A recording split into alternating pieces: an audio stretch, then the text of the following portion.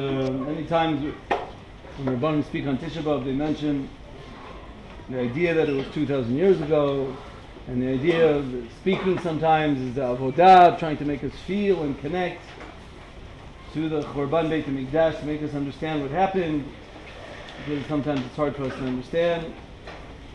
I might say with Retzinut Me'od that if someone has trouble feeling tsar at this Tisha B'Av at least, then probably has to check a little bit into his yichus, a little bit to check into one's lineage, because anyone who's a little bit of a heart, so Rachmanim, Baishonim, Gomlei Chasadim, one who has a Hargasha, Mazi Yehudi, what is this to be a Jew, knows that it's a Eitzar L'Yakov, we're in a very difficult situation, and he definitely understands that everything that we are experiencing now, every attack, every neshama that's been sacrificed comes only because of today. Only and only because of today.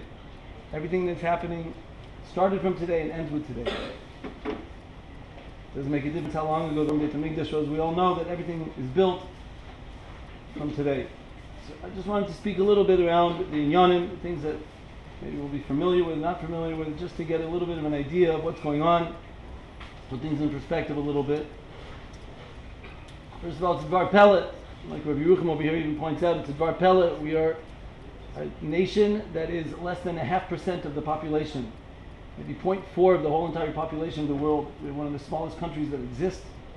And we make the most rash, we make the most noise. And everybody has an opinion to say about us. Everybody has something to say. Every leader, if you want to call them leaders, every person who has an opinion on the news has something to say. And it obviously says, the famous Ma'amer of Chazal, we all know the Ma'amer of Chazal, Ein Pruni Ba'el B'Shvil Yisrael, everything in this world runs around Yisrael. The more we hear about the current events, we know this fact, that Ein Pruni Ba'el B'Shvil Yisrael. We are the ones that run the show, it is only us. We are in the center of everything, there's no question about it. So I thought to speak about a couple ideas, just like I said, to put things in perspective, to make us understand. As we all know, from this past month and a half, this past 6 weeks, we've been going through a tremendous amount of tsar. From Al Yedei, our cousins, the Yishmaelim, who have been giving us a tremendous amount of Agmat Nefesh, who have not stopped since the beginning of the Tina, but they still have not stopped giving us problems in general. They hate us b'leiv nefesh, they managed to have a sinna gemur for us. If they could, they would throw us in gas chambers just like they did 70 years ago. They just happen to be a little bit not having the capability, so they have to do it in other ways. Tremendous things too, over 2,000 missiles. I don't have to point out to you the unbelievable miracles that are going on here, but 2,000 missiles. Could you imagine? Just to put it in perspective, these people are working years on building these minarot, on these caves. They say they're working almost 24 hours a day working on it, switching, taking ships. Just an unbelievable thing. We wake up in the morning to go to learn, to go to work. These people wake up in the morning just to dig, to go to dig more, to be able to go kill, to be able to destroy more people, to be able to destroy. They focus their whole lives, years and years, 15 years of their life, to be able to do this incredulous act. It's unbelievable. Leaves, goes up, wakes up, goes to sleep. It's a tremendous mussar for us about Masir Nefesh, to see what a person can do, because he holds a mitzvah, because of the Masir Nefesh that they have to do. Know that Avraham Avinu, as we all knew, he threw out of his house Yishmael. He threw Yishmael out of his house. He threw out of his minos. The Pachad Yitzchak points out, Pachad Yitzchak himself wrote this piece. The Pachad Yitzchak was Rav Hutner. He wrote this piece after he was on a plane that was hijacked. He was on one of the planes that was hijacked, and about 40 years ago. And afterwards he wrote that over there, as we all know, in the Pasuk it says that when he sent out Geresh Ama Azot Ve'ed Bana, Ki Lo Yeresh Ben Ama Azot, because the Yisoid Davar is that he has no Yerusha. Yishmael gets no Yerusha. Esav L'maisa was Yeresh Edom. He got a chance to sit in Edom. That's Eretz Achuzetchem. That's the Eretz that Esav got when the Psukim go through the Alufim of Esav. It says the Eretz Achuzetam. It says, as opposed to Yishmael, they get no Eretz. He was Nizgarish from Bnei Yisrael. He was Nizgarish from Yisrael. Be'etzem he has no land. Even no matter what he has, it's always considered as when Hashem goes through the heads of Yishmael, it says B'chatzreinu b'tiratam. It talks about the Chatzer, Tiratam. It doesn't talk about any Yerusha. They have no Yerusha. And therefore they don't give up. They don't want to end in saying that this land belongs to us. They don't want to take away the fact And it goes to us. What happens after he was Megarish Avram? After Avram was Megarish Ishmael, what happened? When he was thirsty, she stuck him under a tree and she went far away. She went far away and she didn't want to be next to her son. Another Yerusha that they received from their mother. Another Yerusha they received from their mother. The mothers send their kids to the Krav. They send their kids to die. The Chavod, they have no problem sending as many kids as they want to go and kill themselves. That's the Yerusha that they've received from their children. Rabbeinu Bechai already writes over there, and Parshas told us, and Parshas told us, he writes, Atam she'Avram Megaresh et Ishmael. Why did he throw him out? Because he saw b'mar nevuah. He saw she'atid. Rabbeinu Bechai wrote this 800 years ago. She'atidim bonov leishtabed b'tachat yadei Ishmael. Because he sees that we're going to have major problems, and they're going to sinna g'dola she'ein kamoyu, ein uma ba'olam she'usoyim l'Yisrael k'nei Ishmael. There will be no bigger hatred than the hatred of our cousins, the Ishmaelim that are trying to do it. The Rambam in the Ger Timan says Ad Kedei Kach, that they'll be willing to be moser nefesh. They'll be willing to kill themselves just in order to be able to kill. Many of them will kill just in order to kill one Jew. Because by them there's an expression in the Gemara many times, for those of us who have seen it maybe, Tamut nafshi maplishtim, an expression of a person who's willing to give himself up, and the expression is Tamut nafshi maplishtim. I will give myself up for the Plishtim. It comes from Shimshon when he broke the pillars and he died. I will die together with the Plishtim. It's no coincidence that the Plishtim overlap with the idea of the Palestinians. I will die together with the Palestinians. A Mesirat Nefesh that they have this idea of giving their neshamas up, giving up everything for that. I just wanted to mention one Nakuda about Yishmael, which is a nevuah said by the Chafetz Chaim, and Mamish has come true to a certain extent. This idea that we're mentioning, that they're able to do a tremendous Mesirat Nefesh, a tremendous crazy acts that they're able to do, not give up over and over again, Yoimam V'Layla, never to give up. So the Maharil Diskin writes, that, as we all know, the pasuk says, "V'Huye Pere Adam, V'Huye Pere Adam Yad B'Kol Yad Kol Bo." He will be a Pere Adam. And he asks a simple question: when you speak about a person, you say he's an Adam Ashir. He is a person that is rich. The person, you speak about the noun, the person is rich. Adam Chacham, a person is Adam. You say he's an Adam that's Chacham. You explain the person, and then you say what he is. You say that he's a Chacham, a Navon. You say how he is. And over here, the pasuk should have written, V'Huye Adam Peret. V'Huye Adam Peret. Why does it say Peret Adam? It switches it around. Said the Maharil Diskin. So we see from here that the essence of the person, it's not the description. When we speak about him being a Peret Adam, a wild ass of a man, when we speak about his craziness, that is who he is. He's a parrot. He is the mitziyut of a parrot. Adam, why do we add to, he has the formation of a person. In the end of the day, he has the form of a person. He walks on two legs, has two arms. He walks around like that. But his mehut is a parrot. His mehut is one who is wild. He has no absolute control. And the Chafetz Chaim said, based on this, that you should know, and he said this before, all the craziness of the Yishmael. When the Chafetz Chaim died in 1933, he writes over there that from here the Torah tells us an important yesod. The Torah never says anything that is not a fact. The Torah is nitzchi. Everything that it says is a mitziyut. And if the Torah says it, that's a mitziyut of what he is. That forever and ever, Yishmael is what we call a Peret Adam. He's a Peret Adam. The lashon of the pasuk is yihiyeh. He will be, means he will be forever. It's a mitziyut of Peret Adam. And listen to the words of the Chafetz Chaim. Afilu yitasfu, even if get together, al amei tarbut ba'olam, even if the whole civilized world gets together, and they want to be mechanech Yishmael, they want to give a little bit of chinuch to Yishmael, v'lasoto ben tarmut, and to give him a little bit, to domesticate him, relax him a little, shelo yeh Peret Adam, halo vaday lo yuchal b'shum oifen, it can't happen. It will never be oile biyadam, ki lo ben tarbutu. You can't train a wild animal. There is no training for someone who is uncontrollable. A tvarkar idalav, and he ends, and even if he's yaskil, even if he goes and gets some degree as a doctor, an orach din, a lawyer, solicitor, even if he is a professor, he will be a doctor that is a Peret Adam. He will be a professor that is a Peret Adam. That's the lashon of Chafetz Chaim. I said writing this beforehand. And they write over there that at the end, it's about Shulchan Gavoy, they write at the end that after the Chafetz Chaim said these words, he was nanach, he sighed, And he said these words, who knows in the end of days the amount of disaster, the amount of chaos that this Paradam can cause. If the Torah already was made on him, and there's obviously no end, there's no end to the amount of trouble that such a person can cause, this mountain can cause. Obviously we see the Parah now, I don't have to expand on what we see. But the Chafetz Chaim was already telling us beforehand the trouble that we see. Next step, what else do we see? As we all know, the Pele Gadol, and many people are surprised and shocked by what we see going on in the outside world.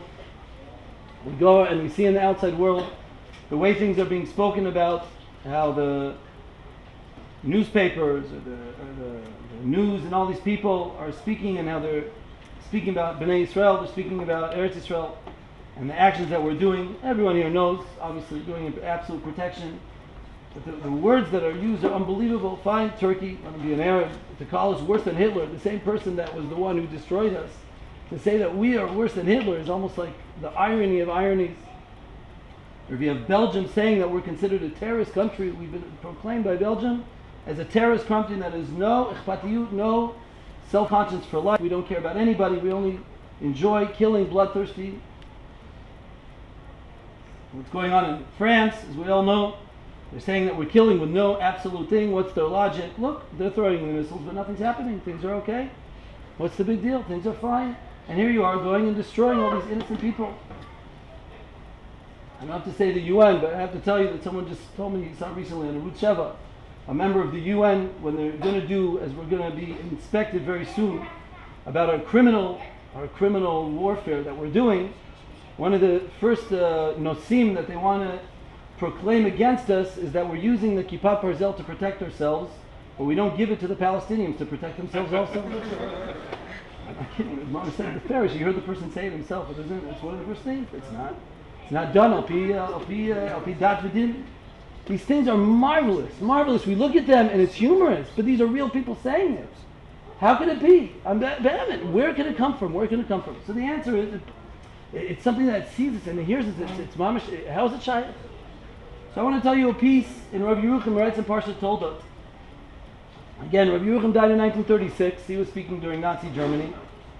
But the facts that he's proclaiming are the same facts that exist right now. I wish I could read it in Hebrew, but I'll try to translate to the words. Kishani Koreh Stormer. He says, whenever I read Stormer, that's the paper of the Nazis. He says, before I read it, I always know the bilbulim, the contradictions that they're full of. He says they're always rogil to say with all the shtuyot, this is lashon, all the ta'anot, everything that they have, every milah, everything that they say, it doesn't even connect with the next word. And one page they say we're like this, the next page they say we're like this. And he says there's nothing to do, we're tamid nimtzoyim b'golut. That's the mitziyut of the golut, that's how it is. Before we were in Russia, and they were also upset at us, now we're in Germany. He says there's no difference, because the teva of anashim, the type of people is, no matter where they are, they forget about the past. Something very important that we forget. We forget about the past, we forget about that it is. Whatever's today, we focus on today. Thousands of years we've been in the galuts. And when a goy bumps into a Yehudi, he begins to start making drashot. Starts figuring out, l'shvach like this, l'ganai, mehapchim l'schud. They always go back and forth. They find if we do like this. They say on one hand he brings Tachlis HaMelchama. He brings one thing, they say, Atabach Hardanu, you guys think that you're special, you're different from everybody else. Then when people start mixing in, they say, what are you trying to mix in together with us? Who do you think you are?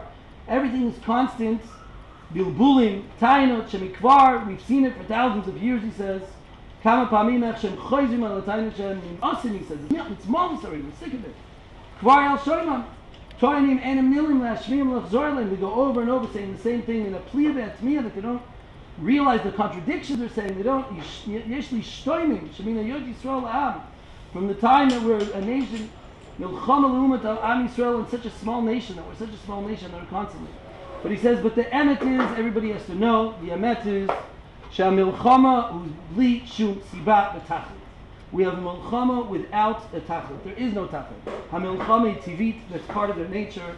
The goyim hate us. Nekuda. That's the period of golut. Golut means that Hashem hates us. the Goyim hate us. There's nothing to talk about. The Goyim hate us. Hashem was moirid Shechina at Sinai, and Sinai's lashon, as the Gemara says, Shiyarda Sina le'umat, that the Goyim hate us, and it's a mitzvah. Alo milchamaya loy klum ela milchama tiviti eishu mayim etzem tivam milchama oilamit b'neim, and that's how it is. Ben kol ha'umat am Yisrael mitzat tivam u'mitziutam. The Goyim doesn't make a difference. We've been mixed in their nations for the past 1900 years, going from place to place. They've been saying we've been leeching off of them, taking off them. And then we come, and there's a movement to try to start our own nation. There is no other reason, no other push that they decided to everyone to move here and to come here, except in order to run away from anti-Semitism. There is no question that the whole mitziyut of Zionism, everything about it, was only to run away from the anti-Semitism, to clear us up. That was Herzl's dream, to stay away from all the anti-Semitism we're surrounded by. And as a conviction, we're positive that when we come here, we will be able to be clear our head. Look, that's what they're complaining about. We're taking from them, leeching off them. We're always taking all their money. We're always the protocols of the elders of Zion. We're always the big problem makers. So say it. We'll start our own place in what it is. And here we have the story of our life. We come here. Seder, the Arabs are against us, like we spoke about before. But here we have it. All the newspapers contradicting themselves left and right from the previous, from what it was before. You know, during 70 years ago when there was a major Holocaust, nobody opened their mouth. Nobody said anything. As we all know, everyone knows, all the things that they're looking into, all the big leaders that kept their mouths shut, didn't want to take a Jew into their residence, didn't want to get involved, were busy, wanted to save the missile for the people instead of bombing the train tracks by Auschwitz. We know all the stories that we've heard and nobody says anything. Suddenly everyone speaks up. Suddenly now everyone speaks up to the poor Palestinians, Miskanim, suffering under the onslaught of the Israelis. Mamish, the words of the Rav Genish, Bilbulim, Ad Kidei Nimas. Mamos, it's mos already. They're contradicting themselves. There's no connection. There's no connection to one word to the next. Shaykhim et ha'avar, they forget the past. Rav Moshe, I saw peace writing during the 6-Day War. It's unbelievable. Someone who reads about the 6-Day War, they were planning and planning. Everybody knew these guys were going to destroy us. They said, that's it. Israel's being taken over. All sides, we're going to be in big trouble. And then what happens? Baruch Hashem, within 6 days, Bnei Israel won. Within 6 days, we were able to take over. You know why the war was only 6 days? Because the UN said, stop, enough. They said, you're overdoing it. Don't overdo it. Stop. We had to stop. We were told to stop. After 6 days, they didn't want us to overdo it. Miskini. That's what happened. Rav Moshe writes over there that he can't even understand it because all the nations, and the UN, of course, the Rosh Baruvam, were the ones who were saying, okay, the game's over. You guys did a good job. Now it's time to give back the land. Give it back. That's what he was. And he writes in the piece over there, in one of his writings, he writes, it's lo yu'uman ki yisupar. Never in the history of mankind has ever anyone gone and told a person who, in defense, they conquered lands, they went and they received it, especially a land the size of Israel, which is mamish the size of, you know how big it is. And then they would tell him, give it back. Elamai, he says, that's exactly what we're sitting about on Tisha B'Av. There's no answer. I'm telling you now that if people are looking, and this is what we're doing, I know that's what's being done in the news, there's this parshanut and trying to explain ourselves, Seder, it's ishtadlut, we're trying, but the more a person tries to focus on, we got to make ourselves, we got to be mazdik ourselves, it's painful. When a person realizes, no, this is a message being a shamayim, this is coming from a Kadosh Baruch Hu, this is a mitziyut, this is our galut, this is why we're sitting on the floor, this is why we're fasting, it gives a certain regua, it gives a certain pretension, it makes a person a little bit more, it makes a little bit more calm, it makes you realize that the things are not so simple. We can only there's nowhere else to turn. There is nowhere else to turn. I'm not saying it as a drasha, as a rabbi. Hashem is trying to tell us one thing. The Rambam writes this when he talks about the midah of waiting for Mashiach. Mashiach will come only when we realize there is nobody else to samech on. There is no America, which that we already have seen. There is no any other nation. There's no European Union. There's no UN. There's none of these shtiyot. They're always telling us, Seder, Hamas is not quiet. Have a one-sided ceasefire. At least stop from you. At least side from you. That's not what we've been hearing our whole lives. Just be quiet. Seder, so you get a few more bombs on you. What's the big deal? when we realize that we have Ein Lanu Lisvoi Chelav Yisham Hashmayim, that is the schut, that is the schut that we have to receive this thing. One more last nakuda, which I think is important to bring out, is, like I said, we know the sheker that's going on in the newspapers, we know the lies, we know the terrible tragedies, the way they're speaking in this, and everyone's trying to stick up. But everything, we have to know, mitzvot, everything is mida keneged mida. Everything we happen, we can only know certain things, but things come to us because of things we do. That's the way it is. And lamaisa, amongst ourselves, our newspapers, amongst each other, we've been bickering, we've been fighting, we've been killing each other. Until the Arabs came around 6 weeks ago, it was malicious what was going on in the country. Baruch Hashem, the achdut that's been coming around the past 6 weeks is lo yu'uman ki super, unbelievable. Chazal say, G'doylo hasart tabat. When Haman took up, when Achashverosh gave the tabat to Haman, suddenly there's a certain achdut. You have to realize that it's not stam that we're saying this, it's be'emet. There was a tremendous amount of lashon hara, there's a tremendous amount of sinat chinam, there's a tremendous amount of hate that was going on.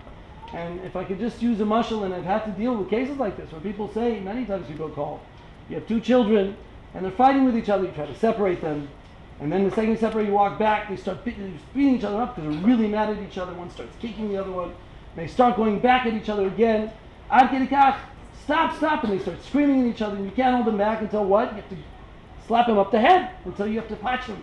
You have to give them a patch, it's the only way to get them quiet. We all know who's it painful for when they're both sitting and crying on the floor. When they're both sitting and crying, it's so painful for the parent to be able to see it, but they had no choice, you have to stop it. It's mamish, so obvious that's what Hashem was doing to us. Sitting and fighting, Hashem had to slap us up the head. How many people have to die before we come to such a hakara?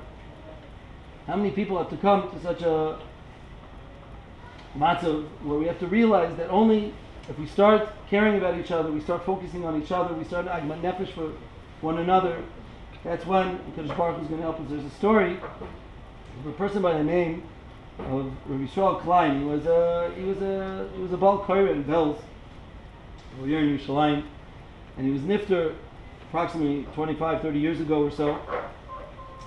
And many people came. He was a famous guy. He was a Holocaust survivor. Many people came to the shiva. They came to the shiva to be menachem ne'avelim. And he went to sit. And one time, someone came in, a stranger which no one recognized, came, and he sat down to sit down with. He looked for the children. He didn't know who the people were. He realized who the children were. He went and he sat down with the children. And he wasn't dressed classically like everybody else there. And he went and he told them, I want to tell you a story about your father. Because of your father, I want to tell you that I'm firm right now. I'm religious only because of your father. He said, when I was 16 years old, I was in Auschwitz. I was in Auschwitz and I was dying of starvation. I could not handle it. Rav Mavit, I was starving. I hadn't eaten for days. I couldn't handle the situation, and I saw myself slowly piercing away. I saw my neshama leaving me. I couldn't handle it. I started filtering through the garbages. He said, I went from garbage can to garbage can looking for something small that maybe just a tidbit of something to eat. I should be able to eat something out of desperation. Until, I was looking, I saw another man there. This other man was Rav Yisrael. This person was just nifter. I saw him over there, and he was also looking, he was also rummaging through the garbages, trying to look for something to eat. So he looked at me and he said, what are you looking for? What are you looking for? He said, I'm starving. Alvai, do you have anything to eat? Do you have something? You can give me something, just a little bit of drink, something. He says, I have to tell you, I wish I could, but I'm also looking for food. I don't have anything. But he said, I do have something to give you, and he gave him a hug. He gave him one big hug. Two people from two different worlds, and he gave him a big hug. He says, I can't give you any food, but this is the one thing I can give you, because I love you. He said, why do I love you? Because you're a Yid, because you're a Yehudi, because you're a Jew. And you should always remember that I'm not the only one who loves you, but also Kadosh Baruch Hu loves you. Hashem loves you. He said 2 years later, when the war was over, he actually survived the war, he said he had a lot of questions on Hashem. He was very upset. He had a lot of tainas about what he went through Auschwitz. And many, many times he almost threw everything away. Many times wasn't interested in being a Jew. And every time he had one of those argashas, he remembered that hug. He remembered the hug of Rabbi Yisrael that was always there in his mind. It was always in his mind. He says, because of him, I ended up staying religious. I ended up staying and sticking to my derech. I ended up wanting to stay a Jew, and that's what I wanted to stay. It's only because of the ichpatiyut, of the care that he gave me. You have to realize that this is not an occurrence that happens once in a while. The Galut is something that occurs every day. The Gemara in Brachot says that Rav Yossi walked into a churva, and he heard a call, he heard a bat call kiyonah, and it was saying, Oy levanim shebevonotei mechrafti et beiti, sarafti et teicholi v'gleiti me'enu unas. I have such tsar every time. I had tsar about the fact that I sent him into Galut, and Eliyahu Navi came, he told him, Kadosh Baruch Hu says this 3 times a day. He says this 3 times a day. Because of our sinat chinam, because of the hatred of Klal Yisrael one to the other, Oy lebanim, I had to put them through pogroms, I had to send them out of Sfarad, I had to make holocausts, I had to go through tremendous amounts of blood that is spilled only for this reason that we can't seem to work together. We can't seem to work together as a whole. It would make such a difference if we would be able to work as a goof echad. You know, the Rav Genish writes in one of his letters, Kishem she'evri adam mitchalkim lepulotayim, just like the avarim of a person, just like the limbs of a person work together. He has an eye, he has an arm, he has an ear to listen, he has hands that are askaniyot. They do things. Kena olam kuloyu keguf echad. So too you should know all the Jews together are like one goof. Ishim nifradim boy, we're all different. We all have different aspects, different tachleitim. Everybody has to do their job.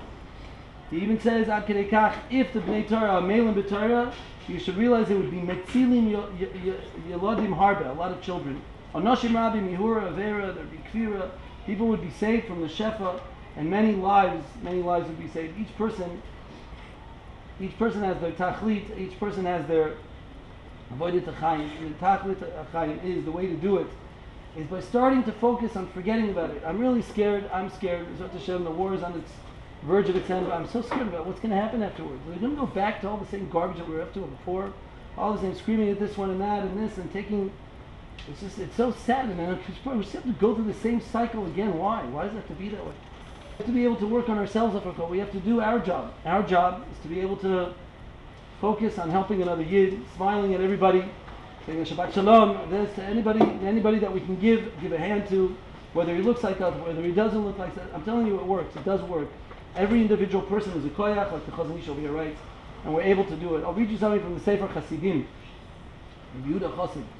Maisa be'adam echad shaya noag be'atzmoi. He brings a maisa of a certain person that he was noag be'atzmoi. Kishaya adam avel. When the person was an avel, haya chozer lebeitoi below min alayim. This person, this chassid, would go to the person's house without shoes also. Litztar ima avel. You would also want to be mitztayer together with this avel. He used to work very hard to be able to be mitztayer together with him, to be mitztayer together with this avel. V'haya oto yom shemet, the same day that person, that chassid echad, died. Boy b'yom, that same day, you know what happened? Kol boy b'yom nikbetzu kol kililat la'oto yom ba'ir yechefim yachad. Everybody got together barefoot. The whole entire city, the whole entire shtat got together without their shoes, and they came to be Malav the Metz. Not just that, every year, everybody in the city would always celebrate this Prince Yortzeit without shoes. You know why? Because he was nifter on Tisha B'Av. That's what the Sefer Chassidim says. He was nifter on Tisha B'Av. The schut that this person went out of his way to go and be mitztayer bechavero, the agma nefesh of chavero, to go and really work, doesn't mean stop taking off the shoes. He really cared about the person. Because Baruch Hu did him a tova. He was nifter on Tisha B'Av, and everybody would always be menachem oval to him in fasting without shoes. Even though it wasn't a chiyuv. That's the way we're supposed to be. In Torah Devorah, Kadosh Baruch Hu calls us she'eri, biti, imi, achoyti. Kadosh Baruch Hu treats us like a relative. We're a relative. We are krov mishpacha with each other. And he writes over there, Afulo yirtza b'genut chaveroi, loy b'tzaro. Kadosh Baruch Hu cares, but we should care about each and every individual person. And that's how we build the bond. That's how we build the connection. We've been seeing unbelievable things. thousands of people going to Levayot, different people. I don't know when the 3 kids were captured, how many people went there. Chayal Boded that wasn't able to be there. It's an unbelievable thing. I'm just going to end with a letter which I saw, which I was able to get in the last minute a copy of it. Maybe some of you saw it, but I think it just brings out that this is what HaKadosh Baruch Hu is asking for. This is what HaKadosh Baruch Hu is waiting for, and this is really what's going to bring the Geula. And unfortunately, like I said, it has to be a lot of blood that seems to be shed in order for these things to happen. But Alvai shouldn't have to be with there. Soldier on the border. He writes like this: a soldier sitting on the border. What's happening here in the staging area on the borders of Gaza is beyond my comprehension. I've never seen such thing like this. It's not rational, not emotional, and it begs the imagination. Almost every hour a car shows up overflowing with food, snacks, cold drinks, socks, underwear, undershirts, hygiene supplies, wipes, cigarettes, backgammon, and more. They're coming from the north and the center, from manufacturers, from companies, private businesses, prisons, Charedim, Dataim, Chilonim, Tel Aviv, even Savian, from every single place.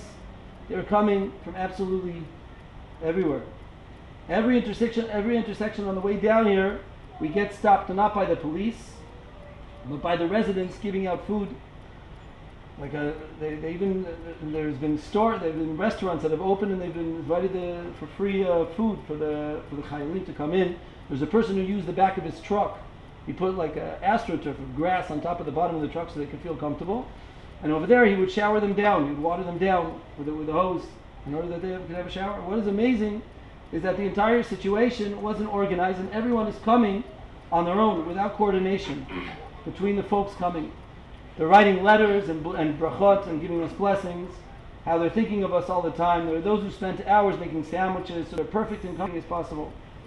The Chabad are here, and they're helping soldiers put on tefillin, kiyudua, and they're giving chatat to every troop. Bresav is around dancing with the soldiers. The Charedim are coming from yeshivas, asking their names of the soldiers with their mothers' names, so that the whole yeshiva can pray for them, can give them a proper davening. It should be mentioned that all of this is done under the threat of the terrorist tunnels and the rockets in the area. The Be'er Sheva Hospital in Soroka today looks like a 5-star hotel. A wounded friend who has recently discharged told us how the Master Chef truck is parked outside and is preparing food for the wounded. They're always there sending and preparing. It goes without saying the amount of prayers that are here. All the food is kosher. We sit on the front. We are hearing shiurim. We are davening shacharit, mincha, and mariv. There is Sifrei Torah here. They're giving out tzitzit, tehillim. It became a new fashion. The head rabbi told me that almost the entire unit, no matter whether they're religious or not, are all wearing the tzitzit because they've decided that by giving out the tzitzit, they have a certain special way of wicking away sweat. So they're getting 2 things. They're getting a mitzvah. They said any shmir we can get is good, and they're also able to take care of physical problems. We're having deep conversations late into the night. There's no arguments amongst the soldiers. There's a tremendous care and a love amongst us. There's no fights, and we find ourselves many times agreeing and discussing important things together. We make many jokes about Hamas and about them and without politics. There's a lot more to add. He says my battery is running low, so I have to stop. And there's another shir going on right now. Kute Marang. Ashreichem Yisrael. Ashreichem Yisrael. How happy is the nation that is laced? Ashreichem Yisrael. That's mamish. Again, we have to come to such a darga. There's no going to turn to. There's no one to run to. For generations, every time we've tried to turn to them, they've run away from us. They've always done negative, whether we're mixing in or whether we're separating. It's the time to be mitchazek, and Tisha B'Av. This is the only time that we're going to be able to be mitchazek, and to be able to work on each other and stop listening to shtiyot, stop believing the sheker that's going around, working with each other and being able to work as one group, as Hashem, Kadosh Baruch Hu should bring Mashiach, B'kar v'yameinu, we should have a binyan, a Beit HaMikdash, v'yoymer, L'tzaritenu die, because we've had enough, we've had mamash enough. Acheinu kol Beit Yisrael, Acheinu kol Beit Yisrael.